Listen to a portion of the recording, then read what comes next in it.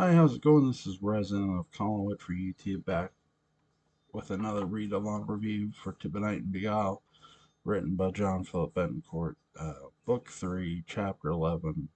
Along came a spider in Nurse Ashia Hoffman's home, where she had been holding the revived body of Christian Evans in a vat of liquid that kept him preserved despite the mortal wounds he received by the dark spirit of Eliza Good the night she sent it to hunt down and kill Jacob Lord. Dr. Andrew Kim read over several charts and paperwork that explained the continued progress of the patient they both planned to continue using in a way to destroy Jacob. Andrew found it remarkable that Ashia, who was only a nurse, had done this. She had revived Christian, kept his tissues alive and functioning. Andrew looked at a sample of liquid Christian's nude body was laying in. It fascinated him. The yellow color seemed to medical revive him of him. Didn't work, but it did. Andrew could clearly see he was alive and breathing through tubes that came from his nose and mouth, from his exposed head, from the liquid. Not only did she do something Andrew thought was medically impossible, she also had been continuing it and secretly cell infusion of patient X, Andrew's former patient at Wincliffe Sanitarium, the insane monster who was a serial killer and cannibal. Remarkable, Kim remarked, with this spectacle flashing in the white light of the lanterns around the body. He seems to be responding quite well, he added to himself. How is he? Ashia asked, entering the small side room in her home that was now a makeshift laboratory. You've done a very good job here, Nurse Hoffman. I am very impressed, Kim replied, removing his perfectly round spectacles to get a better look. Ashia, and you did this all the at quite a risk. The risk to you, as I've been looking at Christian over, that hasn't escaped me. The fact that you've put your own job and life on the line to help me in what some might see as some sort of ridiculous revenge plot. Why would you do that? He continued.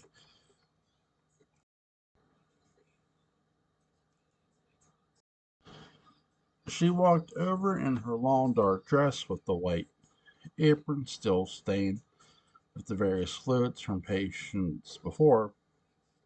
She tied it up in a tight knot at the base of her neck and washed her hands in the white porcelain basin in the corner of the room that was observed by the shadow of a half wall. It's simple, really, she began, still washing her hands.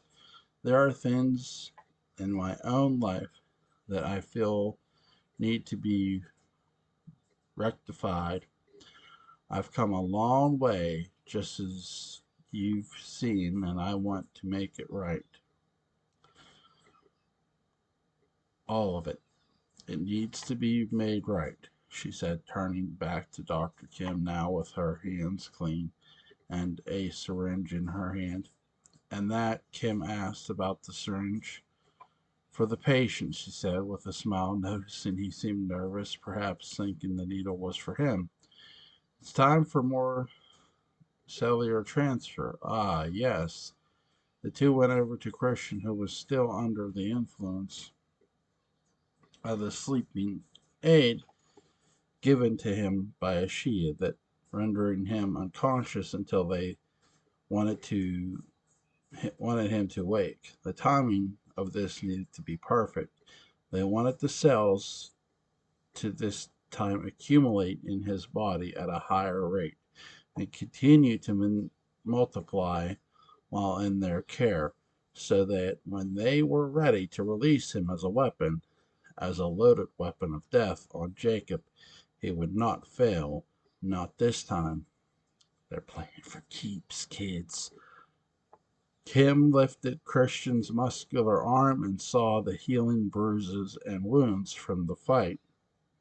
He noticed the two sealed holes where Eliza's bullets jutted into his body, killing him, or so everyone thought.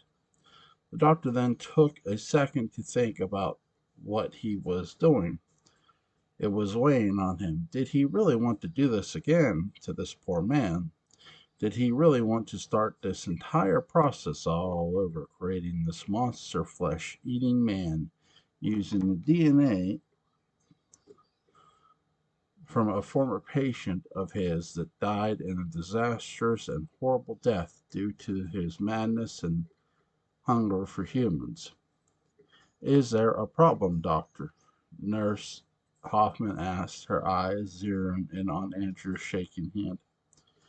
He dropped Christian's arm into the vat, allowing the liquid in it covering Christian's naked body to splash up and wet his white shirt. I'm unsure, he said, looking down at the needle. This is what you wanted. You said that this was the only way for you to finally get your revenge on Jacob for destroying your life with your husband, Dr. Daphne's. This is what we can do. Together, it will work. This time, I promise. I think of Dr. Daphne, think of the pain and suffering he went through knowing that Jacob threatened to expose a relationship that could have ended your career, as Ashia Hoffman replied. Andrew thought for a second, his mind flushing with the memories, good and bad, of his late husband, Michael Daphne. A tear came to his eye as he looked over at Christian. How can you be so sure it'll work this time? And do we really want to put Christian through all this again? Kim asked. The night of the shooting, that is what you wanted all along, and we can start it all again. It was your idea to have Jacob killed, wasn't it?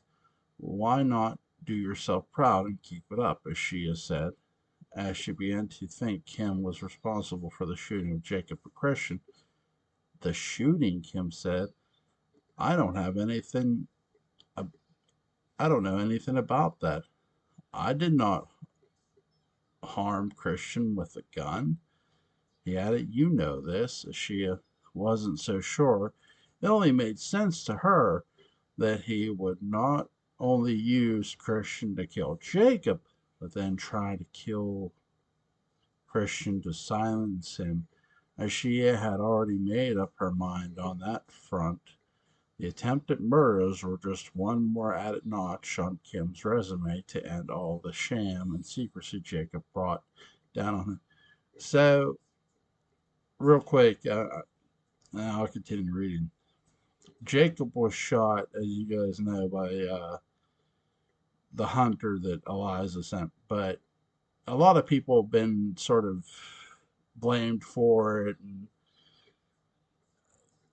you had Jacob, who was being a jackass and accusing Celeste, and then he realized, okay, she's gonna did it.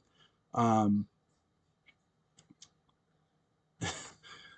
you had you had Jacob that accuses that mother that she could have did it. Now Ashia thinks it was Dr. Kim. Um, it wasn't. These people are all in for a real rude awakening. I think they're going to be in for some serious shit. Um, scary. You are there. Damn it. Uh,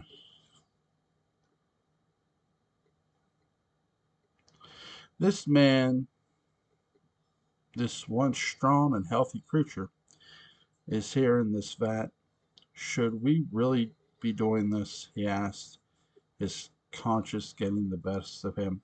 As she had put down the charts she had been recording on and walked over to Andrew standing on his side and the vet continuing Christian containing Christian. She looked down at Christian's handsome face and wondered the same thing, but didn't utter a word of it to Kim. She couldn't. If she did, then her own plans would be ruined, and she could not let that happen. Her heart wanted her to stop, but her mind, the plot she weaved, like a spider carefully crafting its web to trap the flutter of a fly, told her to carry on.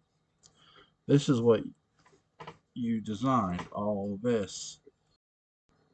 Her heart wanted her to stop, but her mind, the plot she weaved, like a spider carefully crafting its web to trap the flutter of a fly, told her to carry on. This is what you designed, all of this. I preserved your records and carefully repaired the cellular bridge between patient X and Christian Evans like you had planned several months ago before the shooting, she said. Stop talking about the shooting. I had nothing to do with that. I did not send Christian to kill Jacob with a gun at night, and I certainly wasn't there to then shoot them both, Kim replied again to eschew disbelief. Dr. Kim, she paused, I mean you, may have failed the first time, but your brilliant mind will not do the same now. This time, this will work. Christian's cells are quickly accumulating to their new host, and in time, it'll all play out the way it should have the first time. But we have the mistakes of the first time to use as our guide. Christian will be just as happy, hungry to savagely destroy the body of Jacob Lord, but he'll do it in a way where his mind will be used too, as she explained. His mind, Kim asked. We neglected to continue the process so that he didn't lose the cognitive perceptions like we all have. We created a person that only wanted to destroy, kill, not methodically plot out his next step. This time, I'm sure he'll succeed. He will he will retain the mind of any human man, but one of the that is deranged and hungry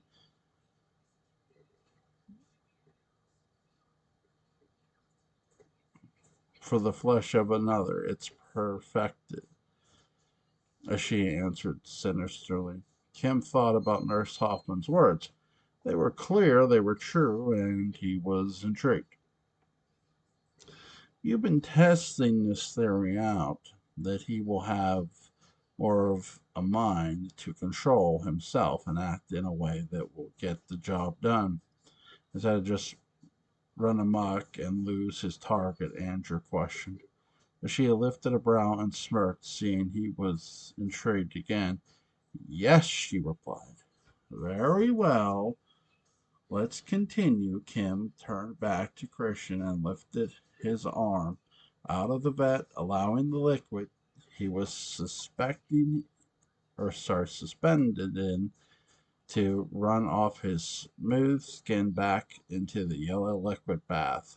He rolled Christian's arm over and found the perfect vein and injected the sleeping Christian with more of the cells of the man. The monster, the dead former patient of Kim's, who ate human flesh in an insane rampage of murder that swept New York City 20 years earlier.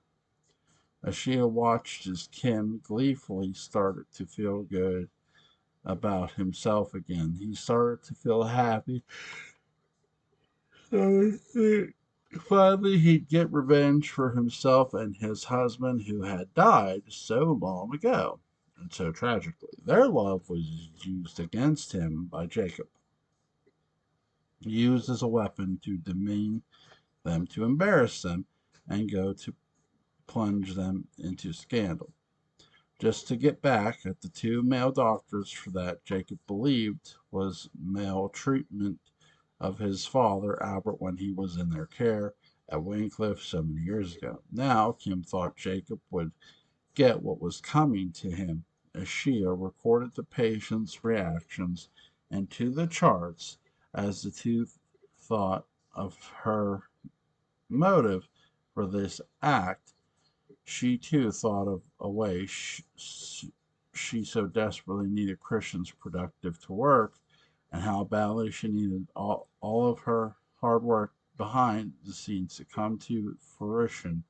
She thought of her past and how it made had been shattered into a million pieces by someone she was so close to, someone who had done something heinous to her and her family.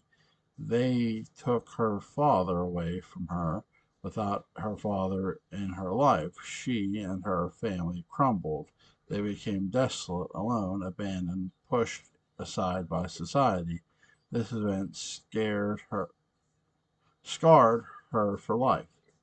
Ashia was a woman on a mission to finally get some relief from the disaster that was her entire childhood, and Christian's revival was the first step in getting this. Now Ashia thought she too would finally get her revenge, and it felt so good. As Ashia looked over at Christian, she did feel some remorse using his body in such a way. This scientific experiment was taking their toll on weakening body, but she knew in her mind that its suffering would not last long, and that it was no other way for the fly to be trapped in her web of lies. Ashia Hoffman was the spider, and Dr. Andrew Kim was her fly she needed to trap. The door to a small, violet painted room in Terramore creaked open. The dim, flickering light was from gas lanterns in the hallway, flowed into the room in a rectangular form that grew larger and larger as the door opened, revealing Charlotte Lord. She had come to her mother's room to visit her. She was the only person that knew Mary was hiding in the body of Georgina Kent. They had grown closer in the months that Mary had been disguised magically as the maid. It was so wonderful for both of them to rekindle their close relationship after 8 years of being apart, thanks to, of course, to Jacob's cruelty. Charlotte looked over towards the bed, shadowed by the darkness of the room, expecting to see her mother there. She wanted to cuddle with her mom and sleep for a few hours before creeping back to her room before the sun came up, and she was discovered missing. It was just one more element to their secret relationship the rest of the household never noticed. But her mother wasn't there. Charlotte closed the door. The room became completely dark, for the exception of the moon and the scent in a glow of cold blue light, bright enough for Charlotte to rush over to the bedside and light a candle. "Mamma," she whispered, sure her mother was in the room. "Where are you?"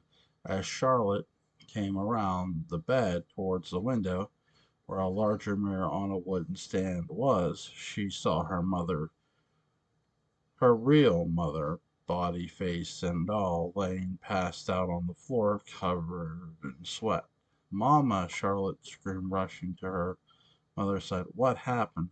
How do you look like this again?" Mary opened her eyes.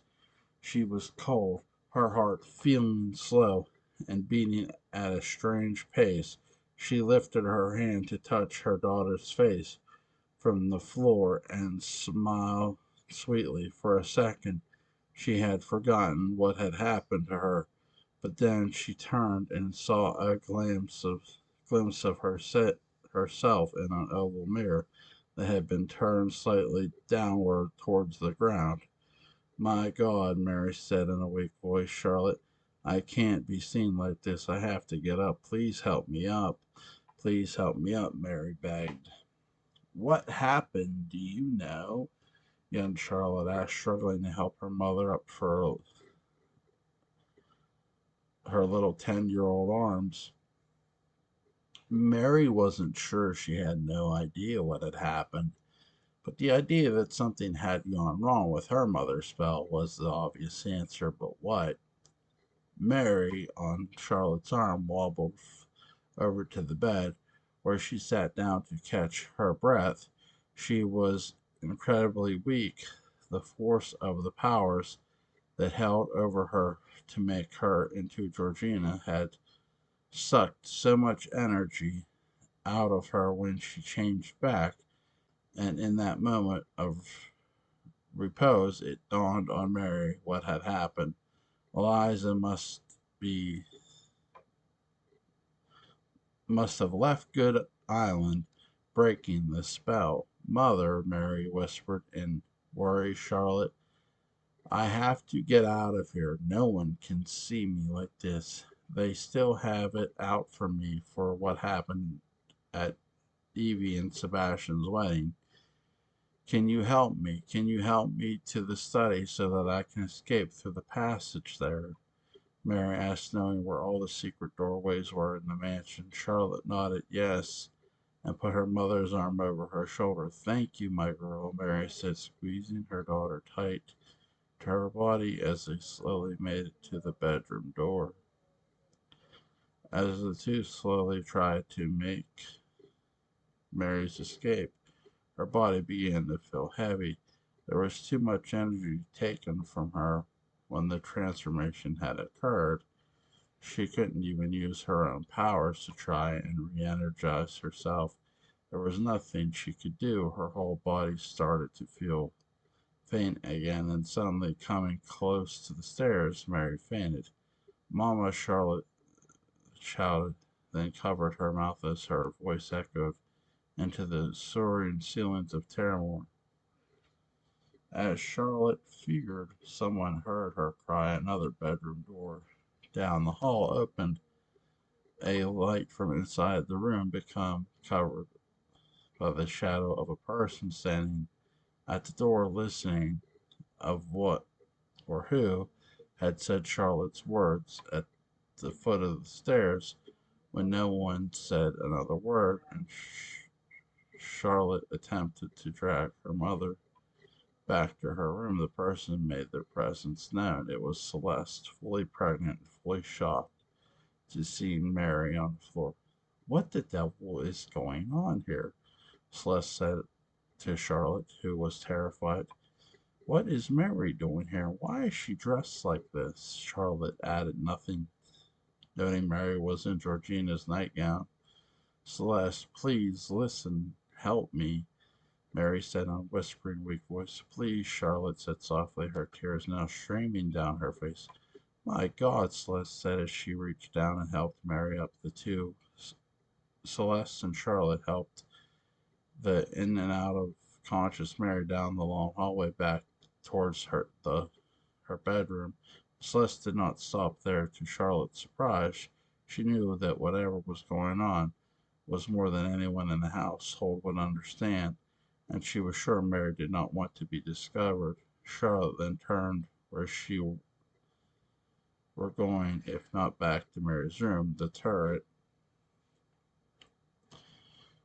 Now further down the hall, near a side staircase that lead up the turret room, Charlotte dragged her mother of her soon-to-be stepdaughter Charlotte up the staircase and pushed the door open with Charlotte and Mary's feet. They both dragged the resurfacing Mary into the dark turret room. It was a dark place. There were a few bits of furniture left over from when Jacob locked Charlotte there.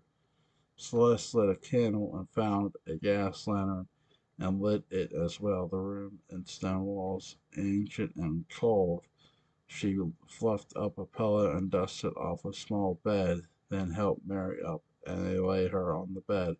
Charlotte felt a cold tingle go up her spine, being back in that room. It didn't, I didn't like it here, she said in a low voice. She'll be safe here, Celeste answered. Now, will you tell me why she's dressed like this and how she's even here, where we were told she died? Is this yet another miraculous return from the dead orchestrated by your grandmother? She never died. Grandmother Eliza made it so she could live in Georgina's body and Georgina could live in Mama's. This was the only way we could be safely together, Charlotte answered. How long have you known about this? Celeste asked. A long time, Charlotte answered. It was the only way, Mary said from the bed. Celeste, please don't tell anyone. Don't say a word. I promise you, I'm not here to hurt anyone. I just want to be close to my child again, Mary said. But why deceive us? Celeste asked. I was wanted. I was a wanted woman for Sebastian's murder. I had no other way to hide. My mother used her powers to help me, and it worked. But now something has happened, and the transformation spell has worn off. I think she may be in trouble. The only way this would happen is if she were gone from the island. She can't go. She can't be off that island. Mary shouted. Her voice started to grow stronger as her strength slowly came back. Keep calm. Keep calm. You must have gone through something major for your body to be this weak. You have to stay calm. I'll bring you some water and food. You might be here for a while before we can figure out how to sneak you away, Celeste said. There is true danger among us. I can feel it, and I fear it for my sister Eliza, Charlotte's voice said. But oddly, calling Eliza her sister, Charlotte and Mary turned to Celeste. Charlotte, whose eyes had glazed over. Sabrina was speaking once again through the young girl. Aunt Sabrina, Mary asked, your mother, she is in deep, deep danger. I can feel it. Mary is near. We need to help her. Oh, sorry, Mary, death is near. We need to help her. Sabrina's words said through the young girl. Sabrina was not wrong. Constable Rains had brought the witch Eliza he had sought for so long, for so many years, from Boston to Welshport in his own home. She was now sitting tied to a chair. She had had a strange episode of passing out in convulsion. He came over to the passed out woman and lit a match, then burned the tips of her fingers to wake her. She flipped open her eyes with the pain and screamed. In the turret room, Mary felt the burning on her hands and screamed to starting Celeste and Jacob. Rains then grabbed a book, the Bible, and viciously slapped Eliza across the face. With it, Mary felt the blow to the face, too, and her body was thrown from one side of the bed to the other. What happened? Celeste said, terrified as she watched Mary struggle. Rains then tightened the restraints around the witch her thought he lost decades ago in Boston. Mary felt those same tight restraints. Rains then looked deep into Eliza's weak eyes and smiled. I finally have you, witch, and this time you won't escape me, he said, sizzling with sinister thoughts.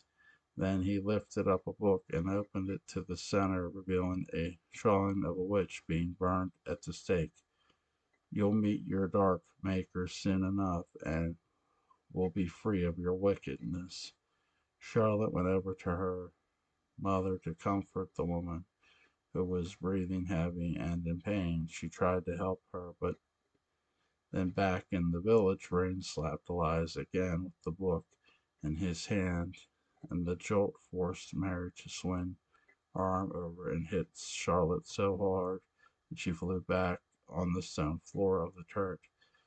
The blow was so hard it literally knocked the spirit of Sabrina out of the girl's body, shocking everyone.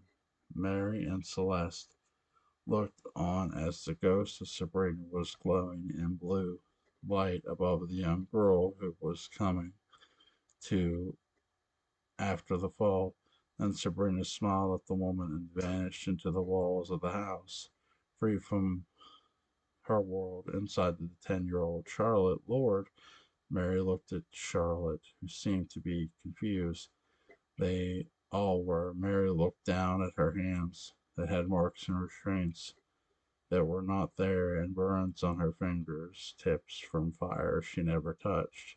We have to find my mother. They're killing her, she said softly to Charlotte, to Celeste and Charlotte, who had no idea what to do next.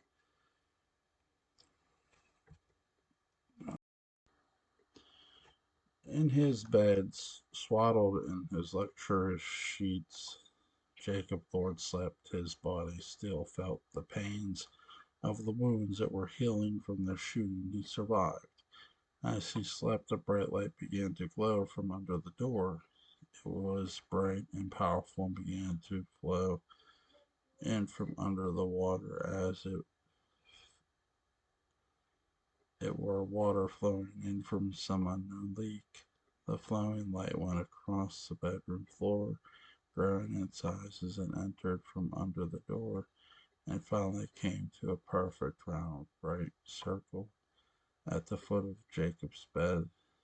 Then, as soon as the bright glowing fluids, like the light, pulled in the circle, it began to take the shape of a woman. The shape swirled and molded within glowing liquid form, finally revealing the face and body of the spirit of Sabrina Spencer Lord, Jacob's late sister-in-law, and the woman he strangled on the beach so many years ago.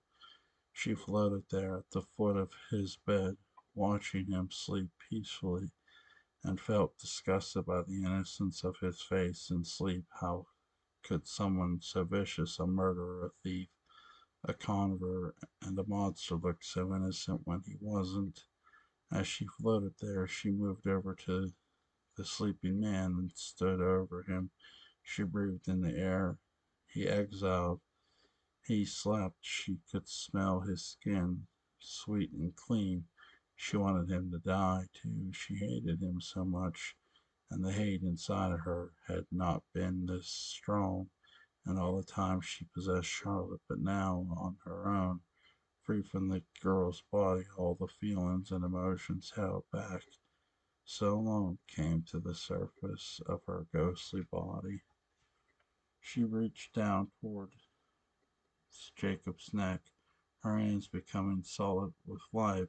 She continued to go towards his neck, and when she reached, she slowly began to squeeze around his throat, cutting off his airflow. When he gasped for her, she squeezed even tighter. Jacob coughed and rolled over, his jolt of motion breaking Sabrina's grip. She floated back as he reached for his aching neck and looked over to the glowing light that was his past murder victim. Get out of here, he said coldly and unafraid of the ghosts he knew haunted his child Charlotte. You've done enough to my girl to scar her for life. Would not come to kill her father and scar her even further. You don't deserve to live this life. You take from others and live, continuing to torture everyone around you. You are the one who has scarred Charlotte, not I, Sabrina, echoing voice said from her glowing body. Sabrina, leave this place. Leave now. There is nothing for you here. I have changed. I truly have, Jacob said, lying. You can leave here, free yourself from all the darkness that follows you. Sabrina laughed, a cackle that went straight into Jacob's brain, piercing the sound like broken glass and nails on a chalkboard. You're more insane than I thought. If you think I'd believe you've changed, you know, I know you too well, Jacob Lord. I know you too well. The day my son rips your throat out will be the day I send in heaven from the highest cloud. I will be free then, Sabrina said darkly. Sebastian killing me? Is that some sort of phantom premonition you're giving me? Jacob wondered as he got up from his luxurious bed and stood to face the ghost from his literal past. Called a prayer, the ghost echoed. That may be your prayer. I have mine too, and they're coming true. My life is changing, Sabrina, and there's nothing you from beyond the grave can do about it. I'm having another child, my world is expanding, and soon I'll most likely have a wife. It's all over for you. Just go. Let me be happy with Celeste, Charlotte, and our new baby and move on from this place. Jacob said, Charlotte, leave her be, Sabrina warned. Or sorry, Celeste. Why would I? I love her, Jacob answered sincerely. Love, Sabrina balked. You do. What do you know about love? Did you love your brother when you attempted to frame him for my death? Did you love my son when you tried to have him killed? And what of your mother? Did you love her when you used Gaspar to trick her with years and years of lies and cons, or when you accused her falsely of shooting you? Did you love Mary when you took her child from her? Of Charlotte, did you love her when you looked her in the turret when you discovered me? Is that love, you bastard? Is that love? Sabrina asked, her voice and body growing and growing in value, and the size of each of Jacob's transgressions listed to violence. She was standing 8 feet tall in a room, a towering and glowing ghostly light. Jacob's eyes grew larger with fear as the giant Sabrina moved slower and closer, floating towards him, a wild, frightening wind enveloping her. Jacob could not feel it, but it was there through Sabrina's ghostly clothes and hair. Sabrina's face suddenly changed her anger and rage at Jacob, for all he did was centered on her body like a fire that glowed to her and grew. Then she whooped down and swung her arm at him. Jacob jumped out of the way, his body arching from the wound, aching from the wounds he was still healing from. You know nothing of love, Sabrina screamed as she lunged again. Stop, Sabrina, stop, Jacob shouted. Think of what you're doing. Think, Sabrina, if you hurt me, if you push yourself over the edge, what will it do to Charlotte? What will it do to her? She cannot lose me, Sabrina. Not now, not at this age. Think of Sebastian and what he went through when you died and David left. Sabrina went through all that pain. Sebastian went through all that pain because of you, the ghost ward. But this is how you want Charlotte and my new child to live too. Do you want to be responsible for that as you are still in limbo? You must think of what will happen if you destroy me, Jacob warned. Sabrina's body began to shrink. Her rage began to cool. She knew the truth. She could not take his life, but not this way. She had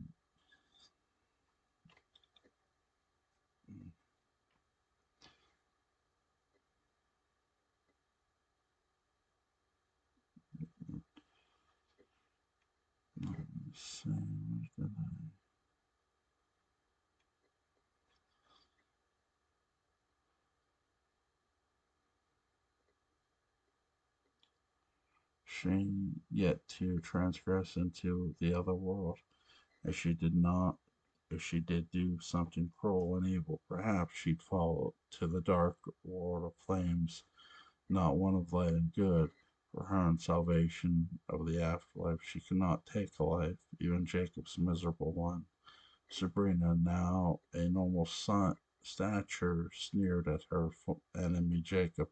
She floated off into the center of the room and turned back to him, and without a word to him, she fell back into liquid form and flowed back under leaving Jacob in his room, breathing heavily, thanking his lucky stars he got through to Sabrina in the nick of time. He looked down at his pajama bottoms and realized that he had with himself in fear. For the first time he felt real, true, and unbridled fear. The following day the fog lifted over the island to reveal a brilliant day of sun and high clouds that rolled across a sky so blue it almost looked like a perfect reflection of the sea inside the grounds of Terramore. In a lush room overgrown and beautiful gardens and mazes of ivy bushes walked Nicholas Jordan and his new favorite person on the island, his love Alice Winterbourne. Alice had come to visit Nick as their relationship had now grown closer over the long trials and tribulations over Sebastian. But now that Sebastian was dead, they could focus on themselves and perhaps figure out a way for Alice and Matthew to seek repar- reparations for all of their people who had been wronged centuries ago when their land was stolen and taken from them and their lives vanquished into history. As the two walked along together over the sweetly landscaped paths of the large gardens and past the relatively newly built gazebo, Alice stopped. She turned at the gazebo and stared at it intently.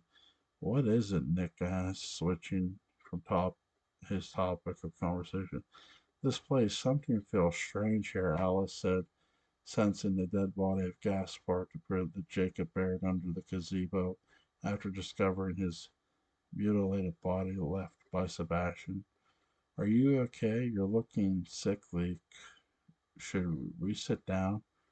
"Come, the gazebo has some benches," Nick offered, reaching for her hand. "No, no, not there," she gasped. "The gazebo is. There is a feeling I'm getting," she added.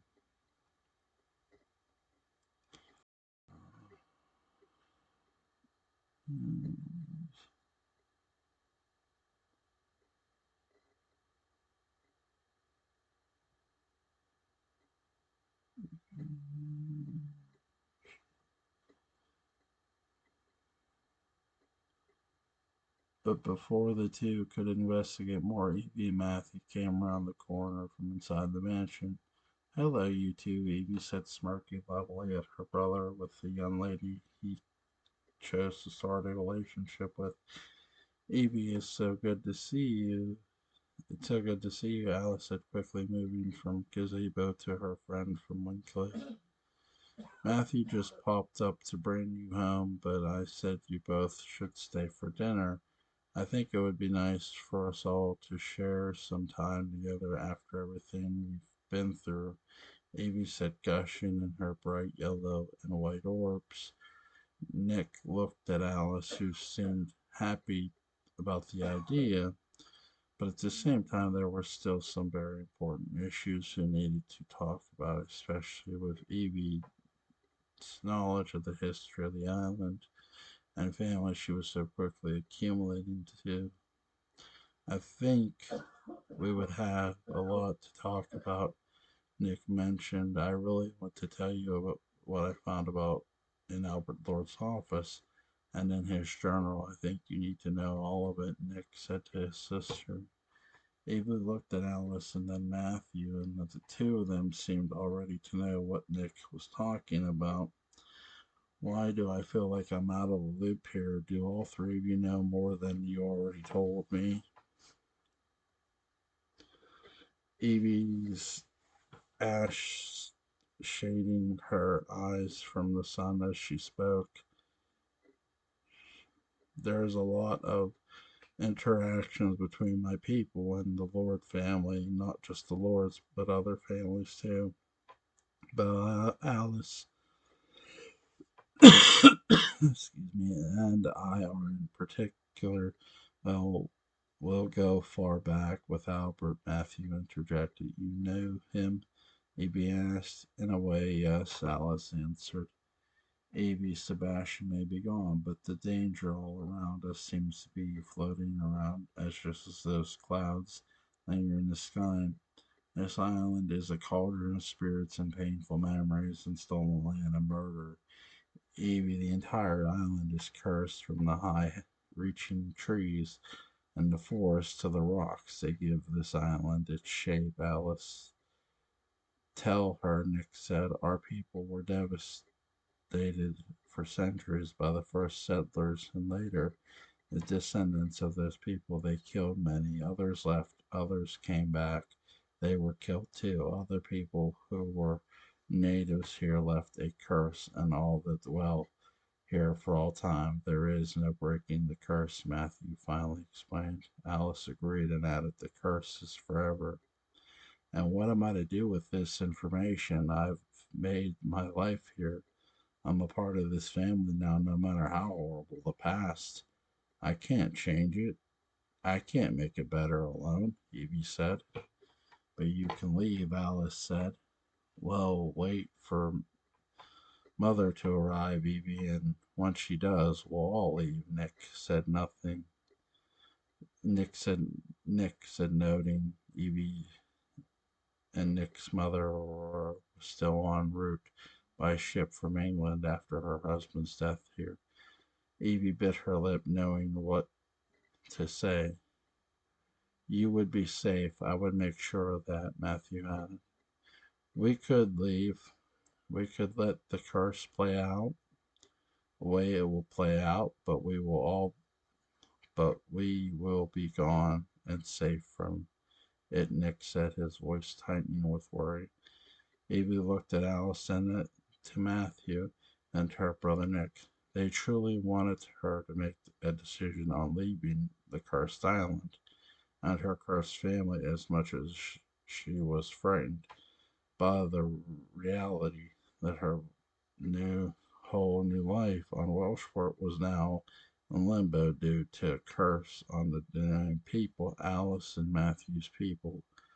As much as she considered the option of leaving, she knew it was impossible. The only, for one reason, only the 4-month-old child growing in her womb, a child directly connected to the island they wanted her to flee. I I can't, she said in a whisper. I just can't. Why? Alice asked. Eva looked at Matthew. He knew why. I'm with child, Nicky. I'm having Sebastian shout. I can't leave. This child is a part of this place, and no matter how far I will go, they will follow. They will follow. They will find us, and I don't know what they'd do if they feel as though I am taking part of Sebastian from them. Is this is just, or sorry, this is the baby's home too. I'm willing to fight the curse and son. Matthew grabbed her hand and squeezed as Nick and Alice remained shocked at the news, but they were there for her. They would be her rock. They would be her guiding light. Nick kissed his sister on the cheek and hugged her tightly. I love you, he said softly to his sister. The sun continued to shine over the skies. Alice gave Evie a weak hug, almost disapprovingly of her news, but still supportive. Nick and Alice went back inside, and Evie and Matthew followed her, but they went in. Matthew held onto Evie's arm so that he could have a word with privately. I know how important it is for you to stay here and have this child be a part of his birthright. But this, but what? this baby will be a part of is stolen and truly worn belong to them. But I understand and I'll be here for you. I said I will protect you. I truly care for you, Matthew said. Eva looked at Matthew, who stood over by at least half a foot taller. His eyes sparkled at his aunt's face, his beautiful brown eyes, and his kind gaze. She felt safe with him. She felt his sincerity. She believed him. She smiled and wrapped her lace gloves hand around his arm and said, "Thank you. I'm so lucky to have you as a friend, you and your sister," Evie said. The two locked eyes again and shyly decided to walk back into the mansion. For now, Evie felt safe, and in truth, for now, on this sunny day, she was. But as Alice Winterbourne's premonition warned, the danger was not over, not for Alice, not for the Lords, and certainly not for Evie Jordan, not by a long shot. As the night progressively and love-lorn torn Philip roamed the Terramore forest while the fog floated only inches over the cold, wet, grassy ground. He walked and walked, tears welling in his eyes, while a cold, boozy drink he snuck from the siren's call pub in the village. He drank and cried and drank and cried, wishing for his love Celeste to return to him. His heart felt like it had shattered into a million pieces. How could she have done this to him? How could she have gone to bed with Jacob Lord, now carrying his child? How could the love of his life do this to them? Philip kept walking for miles. He felt roaming the forest alone. How could he could feel the cold air from the baby near by rocky shore fill his lungs. He drank. He cried. He drank some more. He begged God to bring back Celeste, but then he cursed for taking her away from him. While Philip walked, he neglected to notice the shadows in the bushes watching his every step. Eyes of the red glowing beneath the brush, one pair, then another, then another. Soon they were 6 pairs of glowing eyes hunting the drink Philip had. He called for Celeste in the cold night air, his voice echoing deep into the trees. Soon the howling of Philip mixed with the howling of the creatures that haunted his flesh. Philip turned and saw the 6 wolves growling, wishing for just a taste. Philip's warm body. Philip dropped his beer at the siren's call and ran. The wolves ran too, and snarled a bit, and at his ankle as he dashed along the leaf. The branch covered the ground at Terramore's forest. He ran and ran and screamed for help. There was no one for him to find it. The wolves kept up, jumping, leaping for his for this meal. Philip kept up a fast pace. He rushed down a grassy path that led to an opening trail in the forest, and he dashed up the trail and ran up it as fast as his feet could take him, leaving a giant plum of dust in the air as he went. But the wolves were faster. They encircled him, two in front and two to the side and two behind him. Then they moved in closer and closer and closer, salivating and foaming at the mouth just for a quick taste, a bite of Philip's warm body. And then, just before they could pounce on him, from above a person fell to the earth from top of the trees. It was Alice Winterbourne. Since her return to the island where her people once lived, Alice's intuitions and powers had grown stronger and stronger. She felt a connection to the land like no one before her. When the wind blew, she could feel it before it touched her skin. When the first autumn leaves fell, she could hear them touch the ground. when a storm she was coming. She could sense it. It was from the moment that Tempest turned toward Wellsport, and when the wolves went on hunt, she watched over them to be sure no more demons like Sebastian followed suit. Philip, on the floor with the dirt and grass all over his body, looked up at the woman who came from the sky. She lifted herself from a hunched over position and raised her arms. He saw feathers that suddenly vanished into her sleeves. What the devil? He whispered to himself. Alice turned to him, her eyes glowing bright blue. She then turned to the wolves and lifted her arms up. She opened her mouth and howled a deep, monstrous howl that sent the wolves scattering in all directions. Alice, Philip asked, recognizing the young mystical woman from the Damien people. Get out of here, Alice snarled as she slowly walked over to Philip and helped him up. How did you do that? He asked, shaking to his core, trembling from fright. He felt as if all the air had been taken from his lungs.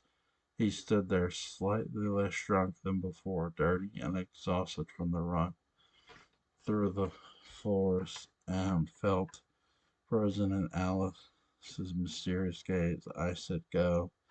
Go on, Alice screamed again as the wolves howled in frustration from deep in the shadows of the woods. Still angry, Philip nodded and ran off, seeing Alice was not in the mood to answer questions.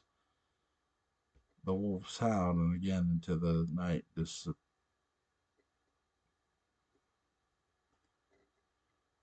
in their lack of dinner, while in a small living room in the village under the light of candles, Alice sat in a transfixed state, her eyes glazed over and white. There was no Iris in the center. She had not left the room, only sending out her spirit. Eliza did when she shot Jacob and Christian to fight off the wolves.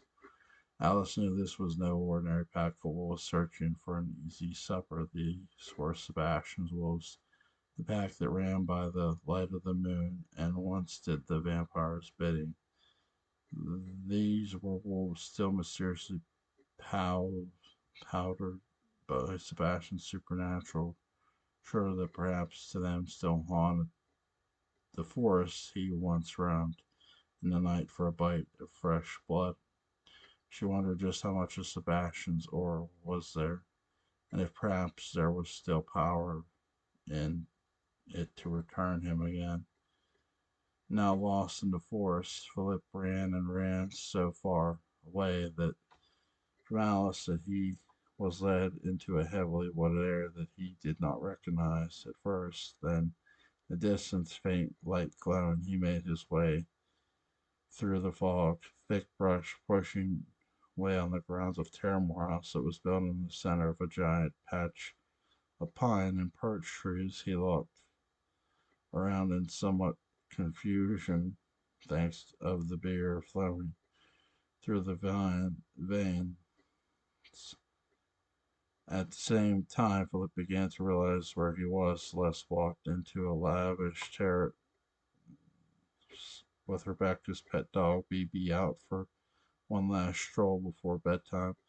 The dog is on its leash, sniffer around the limestone terrace, and sensed Philip in the shadows behind the steps and barked. Celeste looked over to the stone banister and tied the thick flannel shawl around her shoulders, protecting her from the cold autumn air. What is it, BB? She whispered to a furry white bichon.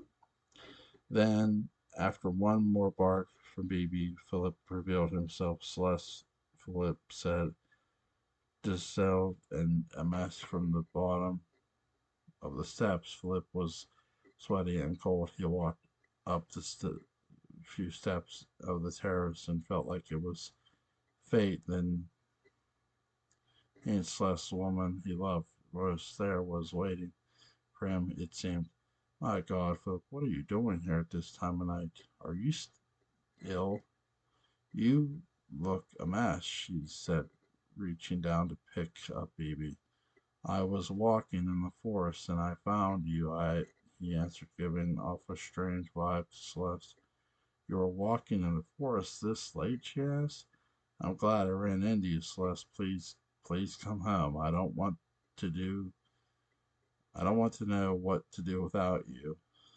We can deal with the child when it's born. I can raise it myself or whatever you want. But perhaps you can come home.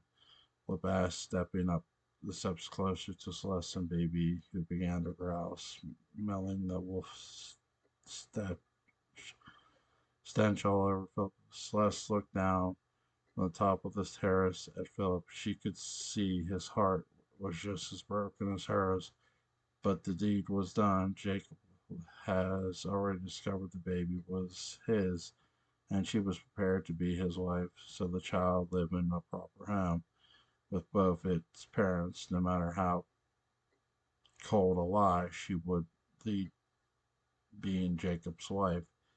It was the right thing to do, she thought, even if it meant having to leave the man she loved more than life itself. Philip, I can't stand, she answered sadly, but why? Why can't I come back to me? Why can't you come back to me? It's over, she said before it interrupted. But why? He begged. Because I'm marrying Jacob, Philip. I have to, she cried back.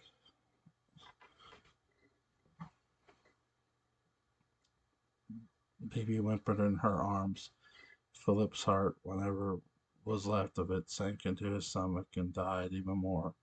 Words from Left's lips were like arrows of the piercing his skin and burning to the touch. He stepped backwards down the steps, slipping and almost falling as he began to sober up. But the pain of her words, made the headache of his sobriety come quicker. He turned from her, walked a few more steps on the grass, and turned back to see her beautiful face one last time. There was no way he could win her back now. On this night, Philip's heart of good and kindness died. Celeste watched him but fade back into the darkness and disappeared. She cuddled Baby, who licked her face, when returned her to then returned her to Rebecca inside, just as broken hearted and devastated as ever. Jacob watched from an open, glowing window the whole time and smiled from ear to ear, pleased with his new future wife and her choice. So that's the read along. Really, really good. So I think Sebastian may still be around. Um, Now I'm going to make a prediction. Not no, take this with a pinch of salt. Okay. Um, I think, and again, I think the hunter is basically going to kill a lot of people, or try. He's going to bring some death to people. But yeah, evil is evil. Okay. That's just my prediction. Really, really good. I like the fact that you have, Mary feeling what's going on with her mother. Um, Celeste now knows about Mary. Sabrina confronting Jacob and Alice and Evie, and they know the island's cursed, and there's no fixing it, or at least that's what they're saying. Maybe there is no fixing it. We shall see. Link will be in the description box. You guys have a good night. Bye bye.